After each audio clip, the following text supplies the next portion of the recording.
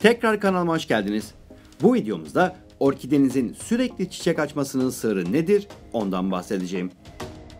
Doğal ortamında orkideler 6 ayda bir çiçeklerini açar. Önemli olan çiçekleri solduktan sonra orkidenin tekrar çiçek dalı vermesi için neler yapmalıyız? Şimdi gelin komşularınızın kıskanacağı orkideler nasıl çiçek açtırılır birlikte izleyelim.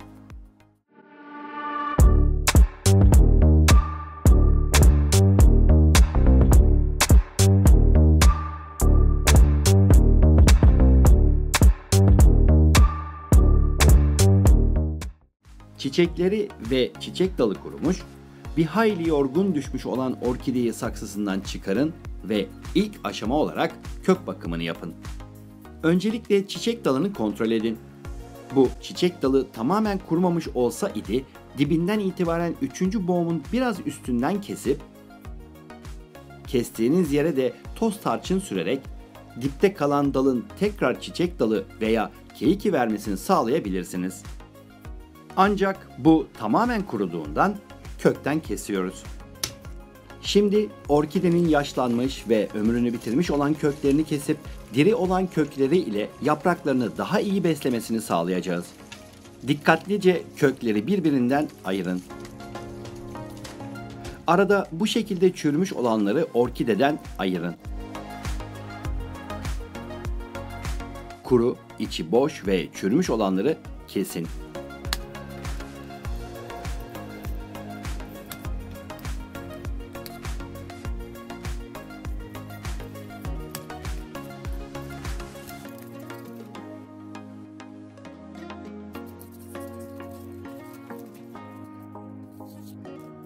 Bu şekilde diri olanları tutun. Bu kökler halen suyu emebilecek durumdalar. Kalan kökleri kesin. Kök bakımını yaptığımıza göre bir sonraki işleme geçebiliriz. Daha önceden hazırladığımız patates gübresinden bir çay kaşığı alın ve bir bardak ılık suya koyup karıştırın. Bu toz gübreyi nasıl hazırladığımız ile ilgili videoyu yukarıdan ya da açıklamalara ekleyeceğim linkten ulaşabilirsiniz. Soğuduktan sonra bir kez daha karıştırıp içi su dolu kabın içerisine boşaltın. Bu karışım bir kenarda beklerken orkidemizi saksısına yerleştirelim. Köklerini kırmadan orkideyi saksısına yerleştirin. Dışarıda kalan hava köklerinin bir kısmını da saksı içerisine yerleştireceğim ki saksı içerisindeki kökler gibi bu hava kökleri de suyu emip yapraklara iletsin. Ziyan olmaması için saksısından çıkarttığım orkide toprağını iyice yıkadıktan sonra fırında 100 derecede 10 dakika beklettim ve şimdi aynı toprağı orkidemde kullanıyorum. Toprağı doldururken köklerin arasına iyice dolduğundan emin olun. Az önce patates gübresinden hazırladığımız sıvı karışımın içerisine orkideyi daldırın ve 10 dakika bekletin. Saksı içerisine soktuğumuz hava köklerine iyi bakın. Hava kökleri havadaki nemi aldıkları gibi su içerisinde olduklarında da suyu emme özelliğine sahiptir.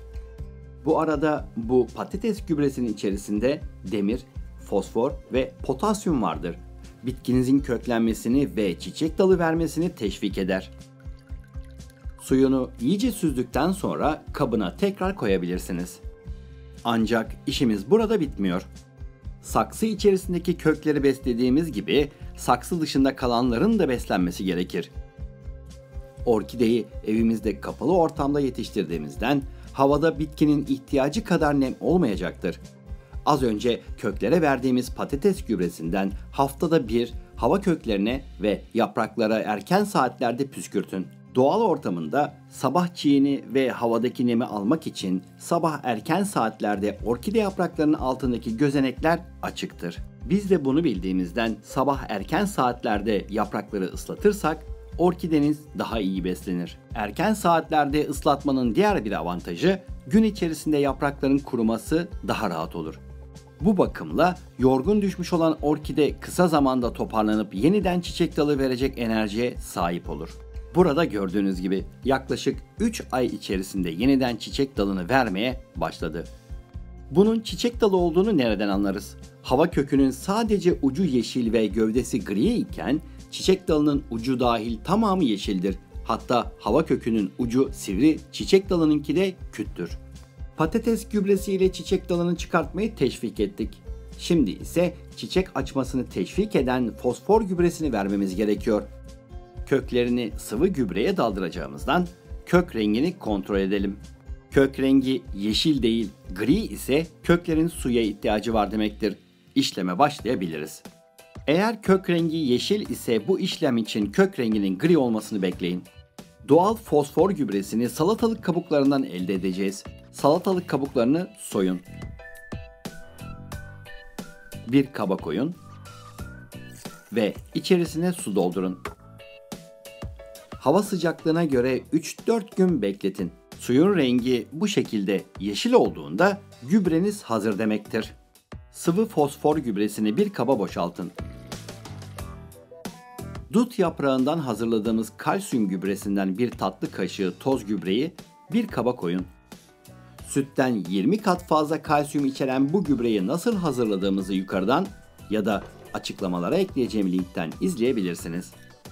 İçerisine 1 litre sıcak su ekleyin ve iyice karıştırın. Soğuduktan sonra bir kez daha karıştırın ve fosfor gübresini döktüğünüz kaba boşaltın. Çiçek dalı vermiş olan orkidenizi bu suyun içerisine daldırın.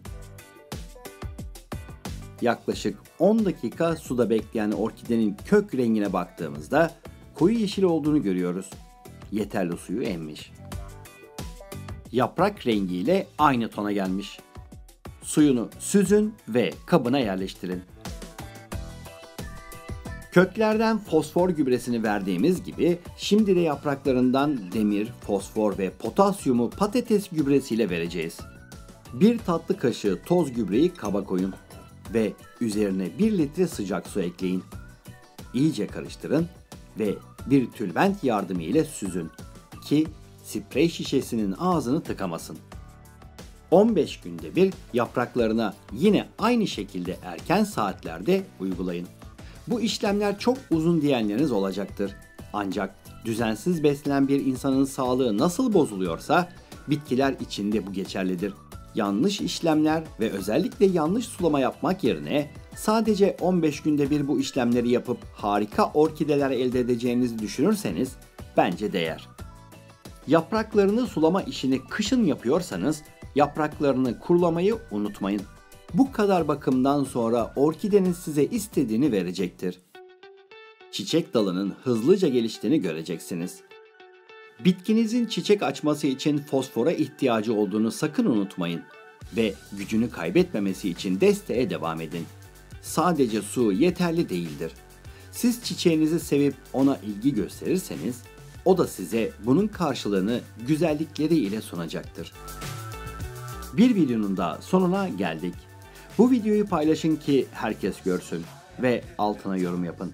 En azından basit bir teşekkür veya bir öneri gibi geri bildirim yazın. Videoyu beğendiyseniz beğeni tıklamayı, kanalıma yeni geldiyseniz kanalıma destek olmak için abone olmayı ve zili aktif etmeyi lütfen unutmayın. Bir sonraki videolarımda görüşmek üzere.